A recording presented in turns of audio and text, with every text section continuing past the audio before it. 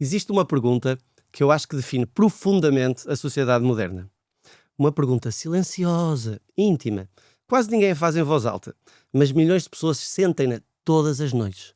A pergunta é: o que é que me mantém acordado? Porque talvez o problema nunca tenha sido apenas insónia. Talvez o problema seja a ansiedade que nunca desliga, o cérebro que pensa demais, as relações que continuam dentro de nós, a pressão constante para produzir, o telefone que anestesia silêncio, o corpo cansado e a mente incapaz de parar. E talvez a parte mais assustadora seja esta: há pessoas que estão habituadas a sobreviver, já nem sabem o que significa sentir verdadeiramente paz.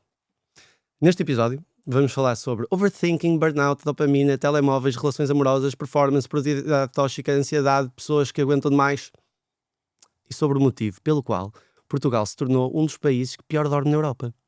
Mas vamos falar disto de uma forma diferente. Sem clichês, sem frases vazias de Instagram, sem fingir que a solução para uma mente em sofrimento é simplesmente pensar positivo, beber mais água ou fazer journaling à luz de uma vela aromática de camomila. Embora, honestamente, o mercado do bem-estar, do wellness, esteja perigosamente perto de transformar burnout numa experiência de espaço premium. Hoje vamos falar sobre o sistema nervoso humano, sobre trauma, sobre amor, sobre silêncio, sobre o cérebro moderno, sobre a forma como lentamente fomos treinados para produzir mais, sentir menos e distrair-nos constantemente e viver em modo de sobrevivência sem sequer percebermos. Porque há pessoas altamente funcionais, altamente admiradas, altamente produtivas e profundamente exaustas de sentir. E talvez uma das frases mais importantes deste episódio seja esta: o problema não é apenas aquilo que lhe aconteceu. O problema é que o seu sistema nervoso não aprendeu a esperar. Ao longo desta conversa vamos explorar porque é que algumas pessoas não conseguem desligar, porque é que o silêncio assusta tanta gente, porque é que algumas relações parecem vícios emocionais, porque é que o telemóvel se tornou a chupeta emocional dos adultos, porque é que tantas pessoas vivem cansadas, mesmo depois de dormirem, e porque é que há gente tão habituada a aguentar que só percebe que estava em sofrimento quando o corpo finalmente colapsa. Fibromialgia. E depois, a conclusão mais importante de todas talvez seja esta: talvez uma saúde mental não seja apenas viver sem ansiedade.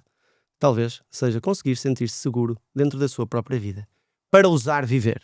Por isso, se você sente que anda constantemente cansado, vive acelerado, pensa demais, não consegue desligar, ou sente que há coisas dentro de si que ainda não estão resolvidas, que já está cansada há demasiado tempo, então eu acredito genuinamente que este episódio pode mudar a forma como olha para si próprio.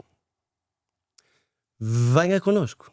Estamos juntos somos mentes seguras e connosco temos a estrela da psicologia moderna, doutora Mafalda Figueiredo Fernandes. Olá, João. Bom dia. Então, tantos temas que te traz aqui para falarmos, muito atuais. Queria começar aqui com a pergunta para 1 milhão. O que é que te tira o sono hoje em dia? Ui, Deus meu. Ok, hoje em dia é mais fácil, porque já muita coisa me tirou o sono ao longo da vida. Então, eu acho que a última vez que tive assim uma insónia foi porque estava a conhecer uma pessoa e tínhamos uma relação platónica, como eu acho que devem ser todas, há 2, 3 meses, e eu estava à espera de receber uma mensagem à noite, porque tínhamos trocado mensagens durante o dia e havia o hábito de trocarmos uma mensagem à noite, nem que seja bons sonhos, querida, e essa mensagem não vinha. E eu comecei a lembrar-me de uma paciente minha em específico, que é uma pessoa que analisa os timings de resposta das mensagens, neste caso dos jovens adultos com que se vai envolvendo e conhecendo, quase como se fosse uma análise de um gráfico de Forex ou como se fosse quase uma equação de física quântica. Então, deixa lá ver, ele respondeu em 37 minutos, agora respondeu em 38, já gosta menos de mim, parece-me que vou acabar a viver sozinha no Jerez com 14 gatos que emocionalmente não se importam comigo, uma coisa assim. E pensei, não pode ser, deixa-me, mas é não ser essa pessoa, não ser dessa maneira, e essa relação vai ter de terminar. Porque nós confundimos muito esta sensação de, de angústia, que depois é apaziguada com uma mensagem. Responde no dia seguinte, mandou uma mensagem. Ainda gosta de mim, ainda tem valor. Com o que deve ser uma relação saudável.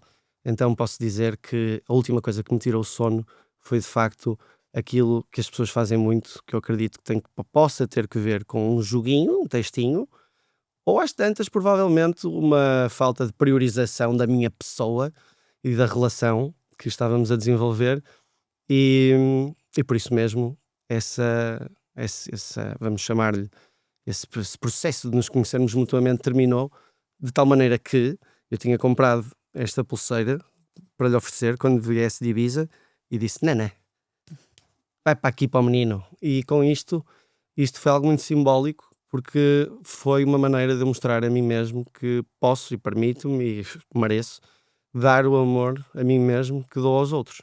Por acaso, aproveitando para fazer alguma publicidade, estava a fazer a revisão no Seu Ruas, que é espetacular, em Camarate, para quem viver em Lisboa, especialistíssimo em Mercedes e escusam de ser roubados em ir à marca. Portanto, a resposta é essa. Seu Ruas, estamos juntos. Apesar de ser benfiquista, eu gosto imenso. E desculpe lá pelo campeonato. Tanta coisa daí, João, não é? Que não consigo ser menos. Que podemos aqui tirar. Olha, estavas a falar disso, lembrei-me também aqui de uma paciente, e na semana passada estávamos a tratar exatamente essa questão, não é? Então está aqui a falar com um rapaz, ele demora a responder e vem logo o pensamento: vou ser abandonada, vou ser rejeitada, já não gosta de mim, e agora? O que é que eu faço? E depois conseguimos perceber que isso leva, não é, para o lugar da adolescência, onde se sentia muitas vezes rejeitada aqui por rapazes ou mesmo na família. Ainda mais profundo ainda. Ontem, por acaso, numa consulta, um caso também idêntico, falava muito aqui associava à mãe, que sentia esta falta de afeto. Portanto, muitas vezes também aqui destas experiências passadas. Outro aspecto importante daquilo que disseste, que acho que é importante falarmos, é aqui a dopamina. E esta questão também do vício. Manda mensagem, depois já não responde, não é? Aqui para o cérebro, e acho que é bom para as pessoas perceberem, funciona como uma droga. Portanto, a pessoa dá, a pessoa tira, e cada vez nos mantém ali mais acordados. Quer dizer, esta pessoa não vai responder, mas depois manda a mensagem: afinal já gosta, afinal já quer saber de mim, e volta-se aqui a sentir, não é? A pessoa importante. Mas às vezes é preciso pôr um ponto final, não é? E pensar: será que eu quero isto? É exatamente isso que tu estás a dizer, porque tive ontem uma consulta com uma pessoa que é sofisticadíssima e eu acho que estou cada vez mais interventivo. Quando me pedem conselhos, eu anteriormente só fazia perguntas e agora digo assim: não quero influenciar. O que eu faria talvez fosse isto. E é um caso muito idêntico ao que tu estás a relatar, em que esta pessoa sentia, se não recebesse uma resposta, sentia-se brutalmente abandonada, porque foi abandonada pela mãe e teve um pai abandónico, ou seja, não muito presente, que fazia com que ela se sentisse muito sozinha, muito desamparada em criança, e quando o pai chegava, que alívio, já tenho valor outra vez. Então isto era uma coisa que se repetia ciclicamente nos padrões relacionais dela, que era encontrar pessoas que lhe dão bastante atenção e ela sente-se muito valiosa e especial, e no momento em que não está lá o outro para eu me ver ao espelho e ele desaparece, eu fico sem imagem própria, mas afinal o que é que eu sou? Mas ele, quando aparece novamente, afinal já tem valor outra vez. Então é muito esta questão de nós termos uma equação bastante complexa, em que f de João igual a, e depois há várias variáveis, resultados profissionais ao cubo, já foi, mais o quanto a minha família gosta de mim, a dividir pela raiz quadrada de será que eu tenho hipótese com aquela colega do secundário que me faz lembrar a Britney Spears, por exemplo. Mas esta questão da dopamina que tu falas é muito interessante, porque nós vivemos numa sociedade em que estamos brutalizados por estímulos dopaminérgicos. Eu diria mesmo bombardeados. Bombardeados, sim. Completamente bombardeados. Constantemente. Sim. Eu ainda agora, antes de começar o podcast, tive que fazer uma story a dizer: já respondo a toda a gente, Mas acrescentei algo que é importante para mim, dentro do humanamente possível, quando acabarmos de filmar o podcast. Porque recebo tanta mensagem, é Instagram, é WhatsApp, são chamadas, são SMS, e, e ficamos, é o chamado cognitive overload, ou seja, sobrecarregados cognitivamente. E uma coisa que eu me apercebi é que quanto mais nós somos estimulados dopaminergicamente, menos depois nós conseguimos ser sensíveis aos momentos de paz. Ou seja, ficamos dessensibilizados à dopamina. E ficando dessensibilizados à dopamina, precisamos estar sempre com um estímulo maior e mais, ou seja, com mais duração e maior intensidade, para termos a mesma recompensa. É como se fosse uma droga à qual nos habituamos, como por exemplo a cocaína. As pessoas precisam cada vez mais de maiores quantidades e maior frequência. Aqui é a mesma coisa com o TikTok. Ou seja, eu tenho pacientes que praticamente vão ao Instagram para enviar uma mensagem e passado 47 minutos estão a ver um vídeo de um Golden Retriever que é emocionalmente mais estável do que eles. Coisas assim de género. Mas isto porque os Golden Retrievers são super estáveis, não estou a dizer nada de mal dos meus pacientes. Pois é isso que falas um bocadinho, não é? E acho que esta ideia de constantemente, sempre, uma mensagem, telemóveis, a sociedade em si, não é? E acho que a nossa condição enquanto humanos não estávamos preparados para este Uhum. nível que exige, não é, hoje em dia. E como estavas a dizer, a história que tu fizeste, e bem, humanamente possível, não é? Porque nós não conseguimos estar em todo lado. Eu não consigo estar sempre a responder a toda a gente, sempre a atender telefonemas.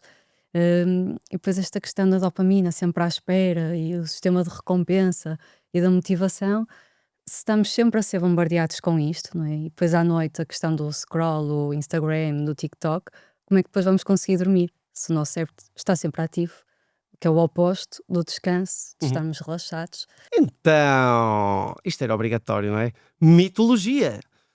Então, da Grécia Antiga, tínhamos o Hipnos, deus do sono, que vivia numa caverna muito escura, onde não entrava luz, e em que tinha um rio, creio que se chamava Lete.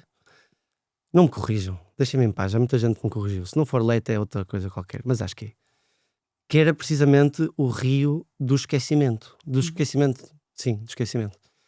E isto porquê? Porque para adormecer é preciso largar. Uhum. E Portugal não consegue dormir porque há uma série de coisas que, quando nós já não estamos aqui todos no mundo externo, porque é impossível eu estar no mundo externo e no mundo interno ao mesmo tempo. Eu estou aqui a fazer imensas coisas, não consigo pensar numa série de coisas que eu se calhar não quero pensar. E por isso é que existe esta cultura da produtividade tóxica e de estarmos sempre Uhum. ocupados, e por isso é que o telemóvel é a chupeta dos adultos, porque eu tenho tão fraca tolerância à frustração emocional que mal me sinto meio que aborrecido, vou logo TikTok responder, bababá, e-mail, se calhar tenho, se calhar não tenho. E este espaço para o aborrecimento é exatamente o espaço, o gap que deve ser preenchido. É o que permite a criatividade, que eu estou aborrecido, então eu vou criar algo. Em vez de eu estou aborrecido, então TikTok, TikTok, TikTok. Temos um país que sofre imenso de insónias, mas anda tudo a comer sono. O que é que eu quero dizer com isto? Quero dizer que a malta, enquanto está aqui fora, a fazer estas coisas, não consegue ter introspeção. E, consequentemente, quando eu necessariamente tenho que ir para o meu mundo interno, que é fecho os olhos e já não dá, tudo o que eu andei a evitar surge. Uhum. E naquele momento, se eu andei a evitar dias e dias e dias e dias e dias e dias de emoções, de traumas, de culpas, de comparações, naquele momento tudo surge e torna-se impossível eu dormir. Porque é preciso que eu fizesse a metabolização emocional de tudo isso que ficou acumulado. Pegando aqui já em dois temas, queria-te responder. Vamos! Primeiro, porque eu também sou um bocadinho nerd e adoro mitologia grega e tive latim, portanto, 2 anos ali a Uau! traduzir textos sobre a mitologia, acho que serviram para alguma coisa. Nós CTY, sabes o que é que quer dizer? Olha, eu vou aprender agora.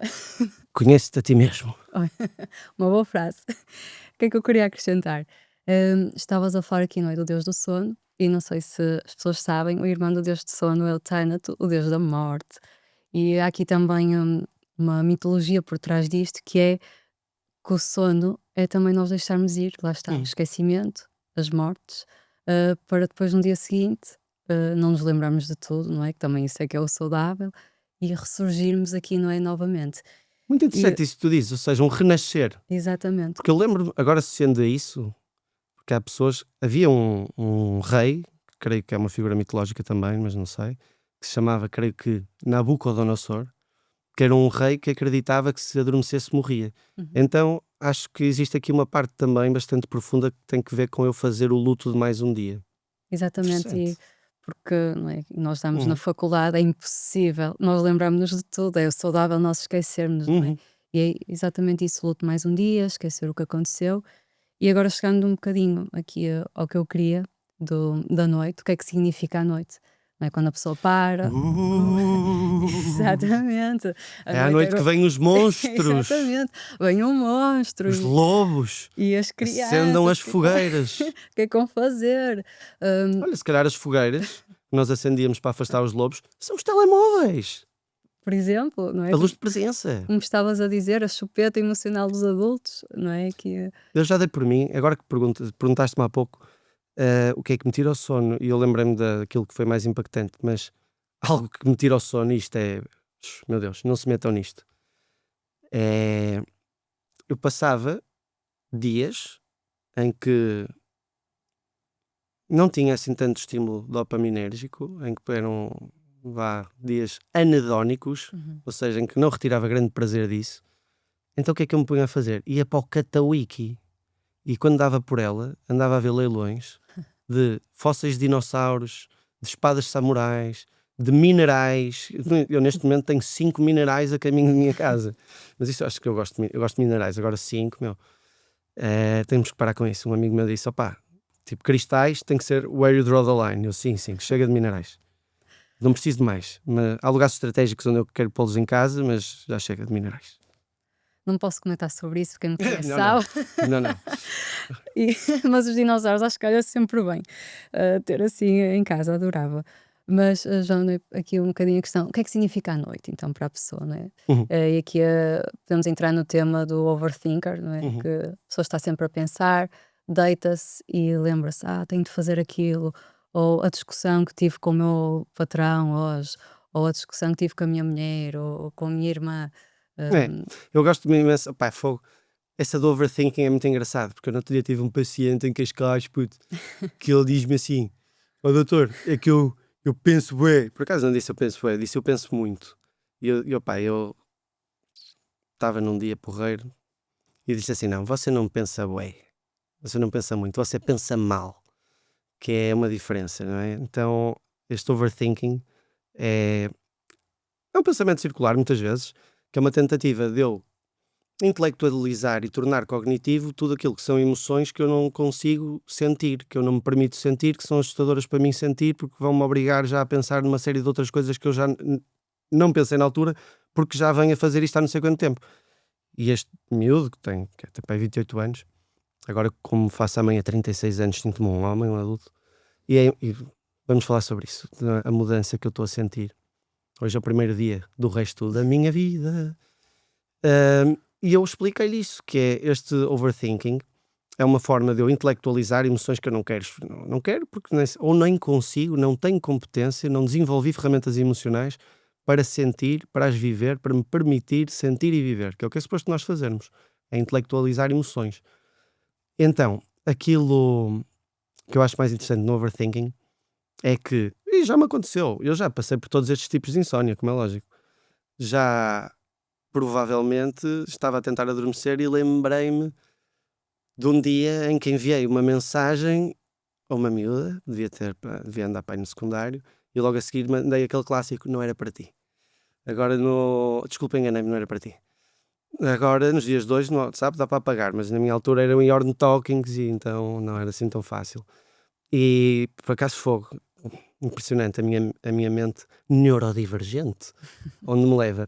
Então, estou-me a lembrar de um colega meu do quinto ano, que é o Ruizinho, se me ouves, que agora está casado e tem 2 filhos, e ele tinha ele tinha que ler, a professora disse-lhe para ler um trecho de história, e quinto ou sexto ano, e em vez de Pennsylvania, ele lê Pennyslávia, e toda a gente se parte a rir. E eu penso: será que o Ruizinho às vezes pensa nisso? Ou será que só sou eu é que penso nisso? Porque a verdade é essa, é que viemos para aqui o caminho todo a ouvir música, E eu dizia-te, Mafalda, o código é este, para depois uma música, e repetia. Ficam todos a saber, 91291. Já me Estão esqueci. à vontade, não tem nada a esquecer. E ela esquece-se constantemente, tipo 5 ou 6 vezes. Mas de momentos como Penislávia, depois não se esquece, são esses que surgem à noite. E as pessoas ficam a ruminar naquilo e a pensar, será que os outros pensam nisto também? Será que os outros se lembram disto também? O que é que os outros acharam de mim? Porque estes algoritmos e estes bombardeamentos causam também uma comparação constante, enorme.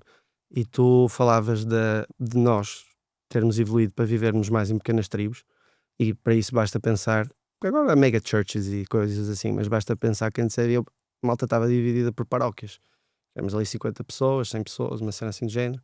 Agora temos uma comparação, temos tipo o Winstead Church, que é uma religião autêntica, e as pessoas comparam-se com uma influencer que está a fazer um ice bath enquanto lê Marco Aurélio, comparam-se com um sheik do Dubai que está a comer caracoletas, comparam-se com um gato que sabe nadar. Acho que normalmente os gatos não sabem nadar, pois não? Ou não Acho gostam de água, sabe? Eu não gosto, acho que não gosto Ok, nada. então tinha que ser uma piada melhor. Comparam-se com cão. um gato, mas os cães nadam, meu. Nada. E um cão sabe nadar. Mas os gatos sabem. Boa questão. Opa, Responde-nos. eles safam-se de certeza. Os gatos são chacanas. Só fingem que não sabem, que é para tu fazeres as coisas por eles. Não consigo. E depois aparecem muitas pessoas. Por isso é que eu não. Há pessoas que têm assim um funcionamento de estilo gato que eu digo: não. Tem a ver com o feminino. Não tem a ver com o feminino. É para outro podcast.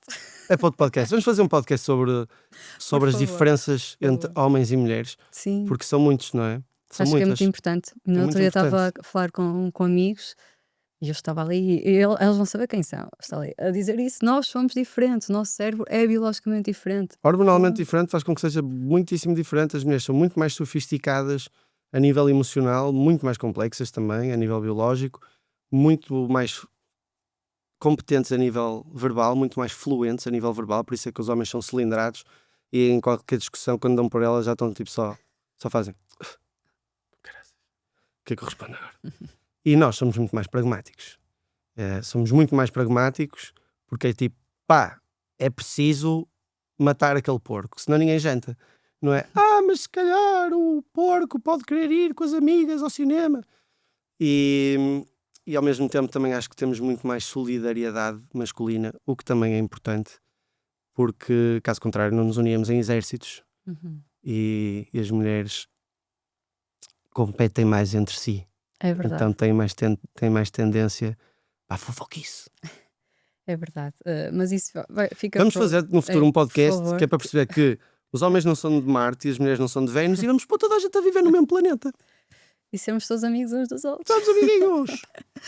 Mas já respondendo-te aqui à questão de te lembrares, não é, às 3 da manhã Sim. de algo do teu secundário, acho que é importante aqui relembrar o papel da nossa amígdala, portanto, e nós lembrarmos consoante o nível de significado a nível emocional que isso não é teve em nós. Portanto, quanto mais aquela experiência nos marca a nível emocional, mais nos vamos lembrar, não é, mais à frente. É muito interessante dizer isso, porque é mesmo o quanto aquilo me marcou. Ou seja, eu no 10º ano escorreguei mesmo, lembro perfeitamente, escorreguei por aquela escola não tinha escadas, ou se calhar tinha, mas eu não queria, porque ia demorar mais tempo.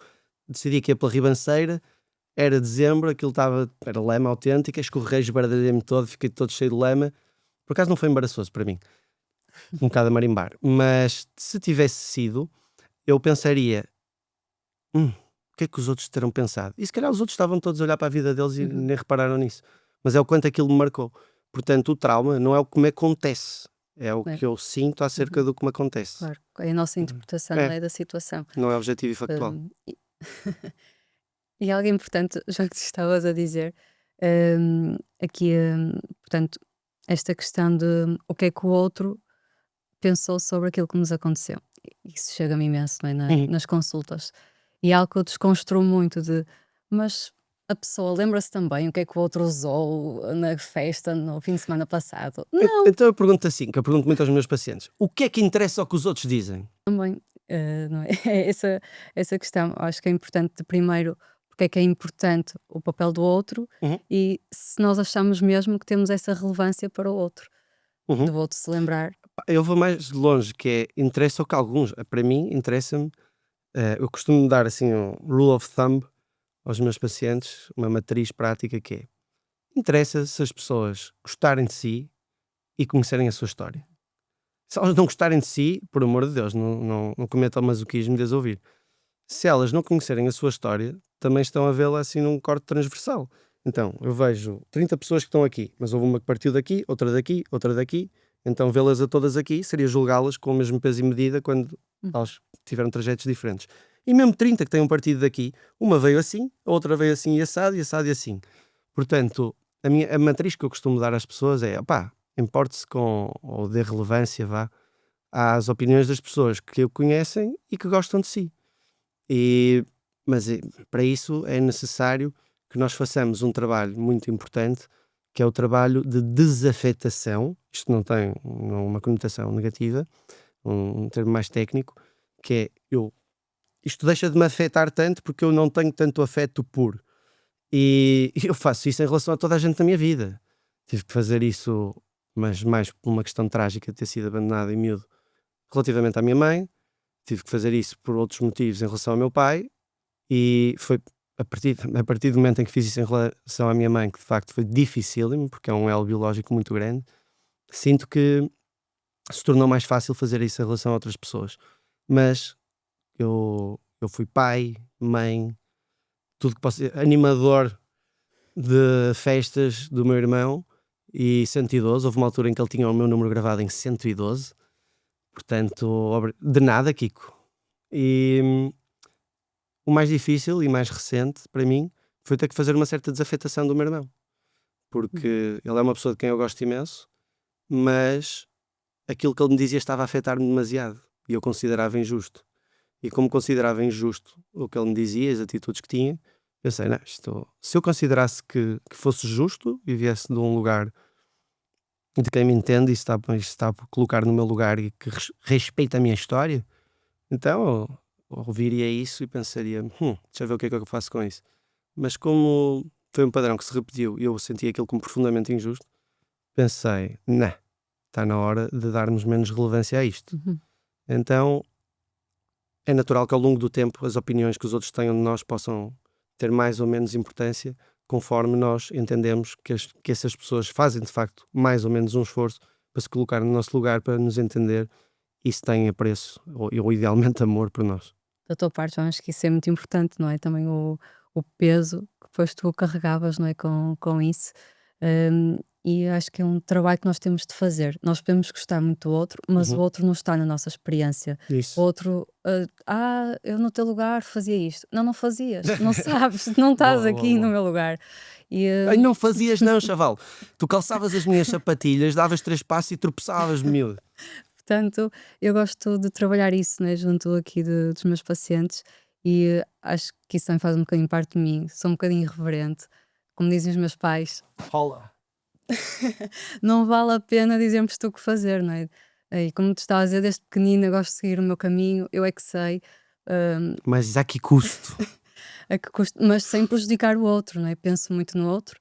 Acho que isso. Não, eu acho que o custo acabou por compensar. Ou seja, o custo foi tramado. Eu sei a mega fatura que paguei para chegar aqui e ser eu, e ser livre, e ser autêntico, e poder expressar-me. Sei que valeu a pena. Agora, é uma fatura pesadíssima. E as pessoas, costumo dizer muito aos meus pacientes que nós, obviamente, nunca carregamos nos termos e condições de um site, não lemos não lemos antes de clicar, senão não fazíamos mais nada na vida, não é? Mas em relação à vida é muito importante carregarmos nos termos e condições e entendermos como é que é a experiência humana. É que as pessoas não leem os termos e condições, e é importante eu fazer de facto de uma forma mais consciente uma análise custo-benefício de quanto é que vai ser o custo para o benefício que eu quero ter. E neste caso o benefício é a minha autenticidade, portanto isso para mim seria inegociável. Olhei para o custo, disse, caraças, isto é abismal, mas vamos embora porque não há outra maneira. Portanto, much respect, props para ti por também teres feito isso E, e estares aqui. e acho que é isso que as pessoas então devem fazer. não é? Não reduzir um bocadinho a voz do outro, percebemos onde é que isso vem. hum, Mais uma vez, ainda a infância, não é? Quando a criança não pode tomar elas as decisões, é o pai ou a mãe, o cuidador, a dizer vai por este caminho, Uhum. veste isto, segue este curso, faz isto. Como é que depois em adulto a pessoa vai ser capaz de tomar decisões sem pensar o que é que o outro vai dizer, ou o que é que os meus colegas de trabalho vão dizer se eu pedir agora uma baixa médica? Isso é muito interessante o que tu dizes, porque essas são, são aquelas a que se dizem: esta criança era tão fácil, era tão doce, não arranjava problemas nenhuns. É sério. Então onde é que ficavam os problemas dela? Ficavam lá dentro, não é? E são todas essas feridas e tudo isso que eu não expresso porque eu sou um bom menino e não quero causar chatices à minha família. Eu ouvia: não faças isso que tu consomes a tua avó. E eu, caramba, o que é que eu estou a fazer à minha avó? Estou a consumi-la, coitadinha, gosto tanto dela. E, e de facto ouvia muito isso porque maioritariamente não fazia tanto aquilo que me diziam para fazer, porque considerava injusto e não considerava sensato, mas depois isso tornou-se uma tal fobia que eu comecei a não fazer aquilo que me dizem para fazer. E isso jogou contra mim, como é claro, foi a minha adolescência rebelde, que eu percebo que, de alguma maneira, é perceber como é que eu recupero as boas partes disso, que é o que faço, e que partes é que são, não me, acabam por ser autênticos tiros nos pés, e que são as ditas posições reativas. E tem muito que ver com esse peso que depositam em cima de nós. Essas crianças que são as crianças boazinhas, ficam com o peso de serem boazinhas, ficam com o peso de ter que fazer o que os outros mandam, ficam com o peso de terem guardado todas as suas emoções e pensamentos e vontades para si mesmas. Então, the body keeps the score. Inevitavelmente, o que é que vai acontecendo? Eu começo a ficar mais ansioso, começo a esgotar mais um bocado, começo a ficar mais cansado, começo a ficar mais irritável, começo a não conseguir dormir e aparecem-me com fibromialgia, porque as contraturas já são demais e o nosso corpo grava essas memórias traumáticas. E eu acho fantástico o trabalho que faço com muitas pacientes com fibromialgia, que porque são feridas do passado não cicatrizadas, depressões não diagnosticadas, não vividas, porque o objetivo só deprime quem pensa. Há pessoas Uhum. que não têm acesso à depressão, porque a depressão quer nos dizer alguma coisa. É, as pessoas em si mesmam-se, isolam-se, porque será? Para poderem pensar. E isso torna-se cada vez mais difícil no mundo em que somos tão bombardeados. E que a pessoa não consegue, não é, parar para pensar, porque há sempre aqui a questão das notificações e alguém a E ligar. parar, o que é que seria? O Pois, que é que acontece quando eu paro? Muitas vezes eu sinto que eu perco valor. certo, e eu, como falamos um bocadinho, não é, no outro podcast, já esta questão do valor e aquilo que a pessoa faz, e se calhar entrando agora aqui no tema, não é, de Portugal e a identidade de eu estou cansado. Ui, que orgulho que eu tenho em dizer isso. Olha para esta caneca. Esta caneca tem alguma utilidade? Acabou de ter, não é? Foi funcional. Agora pôs aqui. Ela perde utilidade? Perde momentaneamente, não é? Porque já não me está a ser útil. Agora, eu não sou uma caneca, meus amigos. Então, eu sou feito de carne, osso e sentimentos. E, e por isso é que nós vivemos numa religião do sacrifício. Uhum. E as pessoas dizem: epá, estou exausto. E os outros todos: "Caraças, este gajo é do caraças. Sim mesmo, menino, deste tudo." E o que é que acontece? Nós temos pessoas que, olha, eu agora quero fazer os caminhos de Santiago, o Tiago, grande craque, que faz aqui a edição maravilhosa dos nossos podcasts. E há pessoas que correm 1 quilómetro, dois, ficam com dores nas pernas, param. E há outras que são maratonistas e que correm 40 quilómetros. Mas essas pessoas também têm dor, só que suportam-na e continuam. E acredito que em certo momento se sensibilizem um pouco da dor, faz sentido, é uma adaptação fisiológica dos nossos receptores da dor, mas há pessoas que são maratonistas desta fadiga cognitiva. E é muito, eu já fui sem dúvida alguma, e vejo isto em muitos pacientes, que eles dizem: naquele dia fiquei exausto, comecei a entrar em esforço às não sei quantas horas e senti que passei os limites, continuei. E eu pensei, porquê é que nós não paramos quando começamos a ficar cansados? Porque a ideia, e eu tenho formação nisso, é uma área que me interessa muito, gosto muito disso, até mais para aplicar em mim, principalmente, que é a alta performance. E a ideia, assim, resumida e concluindo da alta performance é eu conseguir manter os mesmos níveis de energia ao longo do dia e conseguir manter os mesmos níveis de energia ao longo da semana. Agora, então eu tenho que respeitar os meus limites. Se eu segunda-feira tinha 100 para dar e dou 110, no dia seguinte começo com 10 de déficit. E se vou fazendo isso e cumulativamente, chega ao final da semana exausto. E os jogadores de futebol, da Primeira Liga pelo menos, não podem treinar mais do que uma vez ou duas por dia, ou o que for. Ou seja, há um limite, porque senão ficam overtrained, ficam fatigados e depois não vão ter a mesma performance. E cognitivamente é a mesma coisa. Então, se nós queremos ter uma alta performance, temos que ser capazes de manter os mesmos níveis de energia. Para mantermos os mesmos níveis de energia, não podemos brutalizar-nos. E uma das coisas que eu reparo com estes meus pacientes, que são pessoas de elevadíssimo sucesso profissional, andam exaustas e toda a gente quer Rita, andas exaustas, andas exausto. O que tu fazes pela sociedade, agora e por ti, é que quando começamos, usamos medicação, naturalmente, para conseguirmos um equilíbrio neuroquímico, uma estabilização do eixo HPA, que permita que estas pessoas façam o que acontece é que elas dizem-me, agora sinto-me assim mega apático. E eu digo, não está apático, está em paz. Só que como não está habituado a este ambiente fisiológico, é uma coisa muito estranha para si. E isto está-me a acontecer a mim também. Porque eu hoje não sinto ansiedade, ou não senti ansiedade alguma, ou perceptível, antes de começarmos a fazer este podcast. E tive hoje uma consulta com a minha psicóloga às 8 da manhã, em que lhe disse que foram necessários 36 anos para finalmente não ter pressa, estar em paz. E sinto-me feliz, cansado mas feliz. Então agora o objetivo é descansado mas feliz.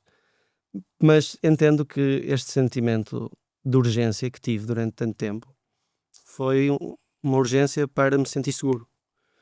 E como neste momento sinto que estou no meu caminho, sinto que agora é curtir o caminho, porque eu encontrei. Sinto que esta pressa, esta ânsia, esta urgência tinha que ver com eu encontrar o meu lugar no mundo, o lugar em que eu me expresso e o lugar em que eu me sinto seguro. E acho que todos procuramos isso. Só que acabamos por procurar isso nos lugares errados, que é cá fora, em vez de ser cá dentro. Daí ser tão importante, não é, o nosso trabalho, João, e acho que um bocadinho desta ideia da filosofia, o caminho ou o destino, o que é mais importante, não é? E, portanto, construirmos um caminho com calma, não termos aqui a meta. Caminante não é caminho, o caminho se hace al andar.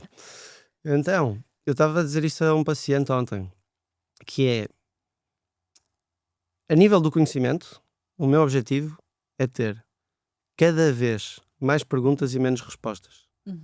E é engraçado que eu tive uma relação com uma pessoa que eu amei imenso, e essa pessoa também acho que me amou reciprocamente, bastante imenso, mas que terminou, e um amigo meu me perguntou, mas porquê que isso terminou? E a resposta é engraçada. Eu disse, porque ela era demasiado categórica. Claro que isto é uma piada, mas engloba várias coisas. Ou seja, ela achava, tinha uma certa inflexibilidade do pensamento, porque achava que isto é assim, aquilo é assado. E quando achamos, isso dá-nos segurança, não é? Sabermos, este garfo que é estranho é para o peixe. Mas porquê? Antes de alguém dizer isso, não era. E eu, como questiono essas ideias, não é? E ela dizia muitas vezes como é que as coisas eram, e eu dizia, não necessariamente. Amávamos-nos muito, mas eu fiz assim deixa-me ver como é que isto é daqui a 30 anos. Sou eu já a fazer assim. Então não dá. Para não ter esta liberdade de te exprimir e perguntar porque é que este Eu fazia isso constantemente. Eu nem era, eu dei o exemplo, o garfo foi uma piadinha. Isto era em relação a Deus, era em relação a tudo. Era uma série de certezas. Mas eu percebo que as pessoas precisam, a maior parte das pessoas precisam de muito mais crenças para se sentirem seguras. Claro, Que é, eu visto uma bata e aquilo é um médico, não é? Portanto, eu acredito que tem que ver com 36 anos de busca de segurança para me permitir cada vez mais a esse caminho que, quando gostamos da vida, não queremos que tenha destino, porque um destino significa que chegamos lá e acabou. Exatamente. Então, é esse caminho sem destino que tem que ver com questionar cada vez mais, ter cada vez mais questões e menos certezas. Mas isso também já é uma coisa que já me tirou o sono para caraças com 21 anos. Que foi quando eu andei a pensar sobre espaço e tempo, para ir durante meio ano que não dormia nada. Ia de direita para a FMUP e o pessoal, então não conseguiste dormir? Eu não, estive a pensar sobre espaço e tempo. Se é finito, se é infinito, se é a nossa progressão no espaço que faz passar o tempo. Opá, não queremos. Andei aí em física quântica, em Mikio Kaku, já vomitava Mikio Kaku, enfim. Não queiram a minha vida. É física quântica. E depois o meu irmão veio-me dizer, se eu fosse a ti eu fazia assim. Eu lá, sabes lá o que é andar a pensar sobre espaço e tempo durante 6 meses sem dormir. O teu irmão não está no Claro. teu lugar. Eu já não foi mais de 6 meses. Ui. Eu fui para aí 27 anos, não é? Aqui a pensar Sobre espaço e tempo? sobre espaço e tempo. Ainda, fogo. Aqui. Eu juro-te que, epá, eu disse, assumo a derrota, vamos parar, senão não dá Não, para... porque Senão não faço cadeiras, não há resposta. não me safo desta faculdade nunca mais, que é uma prioridade. Lá está, sempre análise custo-benefício, perceber o que é que eu ganho a fazer isto e o que é que eu perco. Opa, se calhar fico com umas ideias um bocadinho mais sofisticadas, mais próximas da realidade em relação ao espaço e do tempo, mas olha, fico eternamente nesta faculdade. Portanto, não, é mais importante sair daqui, vamos parar com o espaço e o tempo. E ter aqui outro tipo de cansaço. Não é? Mas como estavas a dizer aqui, João, quando o cérebro está sempre, portanto, a trabalhar, sempre ativado, ali com o trabalho, e a pessoa vê isso como a identidade dela, depois chega a casa, como é que vai conseguir dormir?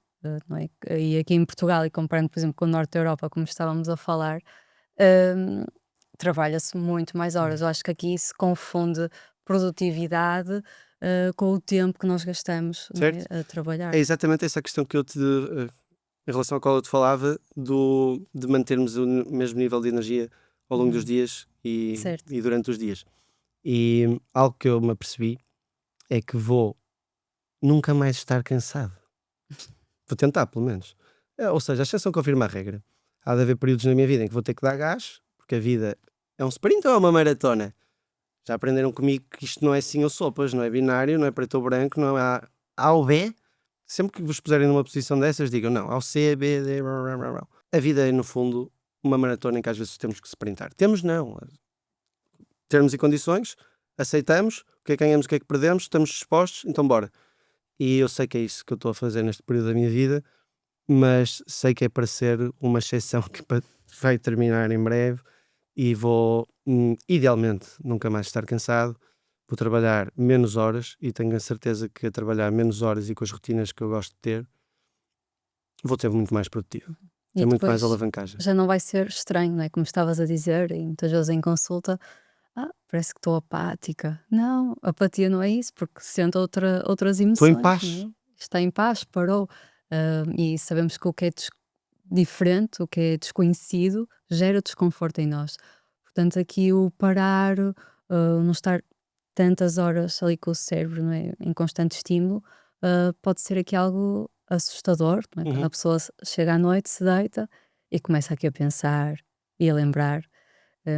E podemos ver também o que era a infância daquela Uhum. pessoa quando ia para a cama. Está-me aqui a lembrar de um caso que era constante discussões dos pais e essa irmã mais velha tinha de proteger o irmão mais novo. Portanto, o ir dormir, se calhar para essa pessoa enquanto adulto, pode ser aqui um gatilho por representar essa questão de um ambiente instável. Excelente. Porque estou a pensar em duas pacientes. Uma delas, a quem o pai, um dia, à meia da noite, foi lá e puxou pelos cabelos Uhum. enquanto ela dormia. E outra que aconteceram coisas ainda pior, não vamos falar sobre isso agora.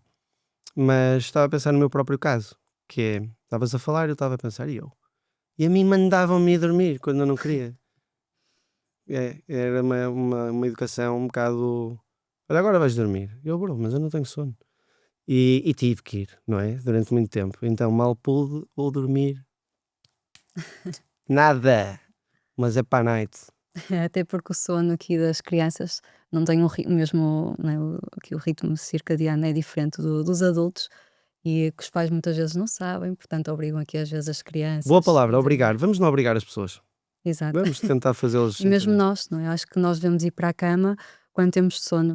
Pelo menos aqui uma das estratégias, Uhum. até em terapia, e que a cama é para dormir e intimidade do casal. É, para dormir e fazer amor. Exato. Porque há um problema grande que é. No outro dia, uma paciente vira-se para mim e diz-me assim: ela está em teletrabalho e diz-me assim: doutor, acha que há algum problema em eu trabalhar todos os dias de pijama? E eu digo: é assim, nem sempre nem nunca. Quando em excesso de normatismo, loucure-se, vá trabalhar de pijama, tudo certo. Mas nem sempre nem nunca. Que enquanto regra, nem pensar. Porque eu, quando visto o meu pijama, o meu cérebro associa, eu vou dormir. Nesse caso fica, será que eu acabei de vestir o pijama é para trabalhar ou é para dormir? Então depois nem funciona tão bem para eu conseguir dormir melhor. É como quem está em teletrabalho, eu trabalho em casa durante muito tempo, que é, será que eu trabalho na minha casa ou será que eu vivo onde trabalho? É um bocado estranho. Ou será que eu trabalho na minha casa ou será que eu vivo onde trabalho? Acho que é isso. Então, nós somos seres de associações. Olhamos para o sinal que está verde e dizemos, podemos atravessar. Está vermelho? Ai, não podemos. E um daltónico, o que é que faz? Food for thought. Respondam nos comentários. Então, isto, já vi que vamos fazer um podcast também sobre a questão da percepção, a realidade e a percepção. Então, isto para pensar que é importante que existam agora, eu vim falar de sono, vim falar de insónia, mas jurei a mim mesmo que não ia dizer nada do que aquilo que toda a gente já sabe. É preciso ter higiene do sono, tem que tomar chá de camomila, tem que desligar os ecrãs e tem que pôr o computador com luz vermelha e bababá, e tem que fazer yoga e não sei o que mais. Jurei mesmo que não ia fazer isso. Mas uma coisa que eu acho que é mesmo muito importante, porque tu falavas das pessoas que trabalham tanto e levam trabalho para casa, é ter o chamado ritual de ruptura, que é alguma coisa que eu associo a o meu trabalho acabou. Para muitos portugueses é ir beber uma cerveja, para outros é passear o cão, para outros é o que for, mas ter alguma coisa que eu Eu, associo a acabou o trabalho. certo. O que é que eu tinha normalmente? O meu acabou o trabalho, o que é que era? Normalmente, o acabou o trabalho era. Pois, porque eu trabalho sempre a tarde, vou jantar. É isso. Exato. Isso acho que é importante, João. E agora, ah, aqui um pensamento das diferenças do norte e sul do país quando Adoro. termina o trabalho. Porto! Porque eu tenho a ideia que em Lisboa a malta trabalha, acaba o trabalho mais cedo, vai beber Uhum. um copo. No Porto, ah, O norte produz muito mais, exatamente, sem dúvida. em mais indústrias, Hum. mais empresas, tenho a ideia que nós Então na têxtil, trabalhamos mais. eu tenho pacientes que me dizem que trabalharam anos, das 8 da manhã às 11 da Uhum. noite. O que é isto? Eu, nesta fase em que tenho trabalhado imenso, tenho trabalhado a maior parte das vezes das 9 da manhã às 9 da noite, às vezes mais, mas das 9 da manhã às 9 da noite não me safo, praticamente. E é uma brutalidade, Uhum. é uma brutalidade. É algo que vai mudar, lá está, a vida é um sprint, é uma maratona em que sprintamos, lá foi um ato falhado, em que eu andei a sprintar de facto durante 36 anos, mas agora permite-me ir aos caminhos de Santiago com o Tiago.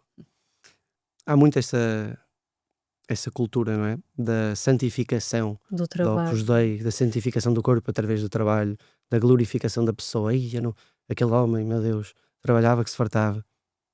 Onde é que Exato. ficou o espaço, não é? Para o resto, não é? E depois pegando um bocadinho no que estavas a Uhum, dizer, a questão do corpo se lembrar, não é? uhum. E das fibromialgias e É, isto são contraturas. doentes com fibromialgia.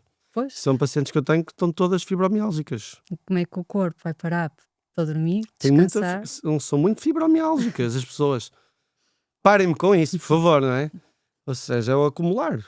Exato, stress, aqui Uhum. o cérebro sempre ativado. Se eu começo a ficar estressado, eu sinto logo aqui no meu pescoço, Uhum. o meu pescoço começa a ficar tenso. E se não para aí, começa a vir por aqui. E quando eu dou por ela, já começa a ser aqui. Agora vou dar uma de quem sabe disto. Escalénio anterior, o nome. Porque eu, apesar de ser psiquiatra, sou médico. Estudei anatomia. O meu platisma. Esternocleidomastoideu também. E as pessoas não param aí, não é? Não param aí. E se prolongamos isto durante anos e anos e anos, esse stress acumulado, essas contraturas, acabam por resultar em quê? Estarmos todos contraturadinhos. E depois, que é que isso dá lugar a quê? Estamos cheios de dores. Estamos cheios de dores e as pessoas dizem, tem fibromialgia, tem dores nos músculos. Pronto, tem aqui um diagnóstico. E agora, o que é que fazemos? Pá, a medicação certa, sem dúvida alguma. Agora estou tipo um craque a sacar pessoas da fibromialgia. Estou mesmo, estou a fogo. É que, por referenciação, sucesso. Agora aparecem-me vários casos, quando foi uma área à qual eu nunca me propus dedicar-me. Mas como tive bons resultados, agora é uma referenciação muito grande. Parem, estou a brincar. É muito interessante, porque as pessoas com fibromialgia são pacientes muito interessantes, porque são pessoas muito, muito fortes, muito rijas, como eu lhes digo. O problema é que você foi rija demais durante demasiado tempo. Portanto, são pessoas que eu admiro, em parte, e nas quais me revejo também para pensar, tem calma, não fiques tu também assim todo contraturado. Pois sei que isso é Mas importante. que eu admiro, são resilientes para caraças. São pessoas que têm muita dificuldade, são muito orgulhosas, têm muita dificuldade em pedir ajuda, ou às vezes não tiveram ninguém a quem pedir ajuda, não tiveram suporte. E nesta semana estive a trabalhar isso com uma paciente que exatamente o pedir ajuda, porque em criança o pai, não, tu tens de ser uma mulher independente, uma menina de 5 anos, então hoje em dia é uma adulta com muita dificuldade em pedir ajuda. Ela estava-me a dizer: olha, Mafalda, estava a chover, mas eu não consegui pedir ao meu colega para ir de carro com ele. Então acabou por ir a pé, por esta dificuldade em assumir e em pedir e o receio de ser um peso, não é, para o outro. Eu identifico-me imenso com isso. Eu também não peço ajuda, não tenho essa facilidade. Orgulho-me de, em maio do ano passado, ter percebido que precisava de rever algumas coisas que tinham acontecido e ter começado o meu segundo processo psicoterapêutico. Mas é engraçado que eu, ainda no outro dia, perguntei ao meu pai: eu alguma vez te pedi 1 euro na vida toda? E ele: bem. E eu: não. Respondo lá: alguma vez eu te pedi 1 euro? E ele disse: não. Mas é que não pedi mesmo na vida toda. E milhões de vezes não pedi outras coisas a outras pessoas. Porque talvez esse pedir tivesse... Claro que isto tem que ver com como é que nos fizeram sentir na infância quando pedimos algo, como é lógico. Que no meu caso seria fazer-me sentir menos capaz, talvez até uma certa humilhação. Sim, alguma humilhação, com certeza. Mas acho que era uma coisa importante, não é? Que é nós não termos vergonha de pedir ajuda. Que este podcast sirva para isso. E de Para as assumir. pessoas não terem não são mais fracas, não terem esse estigma e Exatamente. perceberem que unidos é que nós somos mais fortes. E com o outro, não é, que chegamos mais rápido, como se costuma dizer, e somos seres sociais. Queres ir rápido, vai sozinho, queres ir longe, vai acompanhado, não é? Exatamente. Tem que haver entreajuda. As pessoas pedem-me imensa desculpa. Estão-me sempre a pedir desculpa. Eu digo sempre: para lá com isso, com a culpa, para de me pedir desculpa. Estamos aqui uns para os outros. Digo muito isso, estamos aqui uns para os outros. Exatamente. Acontece aos melhores e estamos aqui uns para os outros. São duas coisas que digo muito às minhas... Principalmente com a questão do quando choram em consulta, a desculpe por estar a chorar. Desculpe-me por estar aqui a importunar o meu psiquiatra. Eu digo sempre, isto é o espaço seguro para isso. Não, mas imagina, se se estás numa consulta de psiquiatria ou de psicologia e me pedes ou te pedem a ti desculpa por estarem mais frágeis ou desabarem, imagina, permite sempre inferir como é que são as relações lá fora e como é que foram as originais. Claro, remetemos sempre para aí e fazemos logo o trabalho de... Meu Deus, esta pessoa anda-se a aguentar de uma maneira.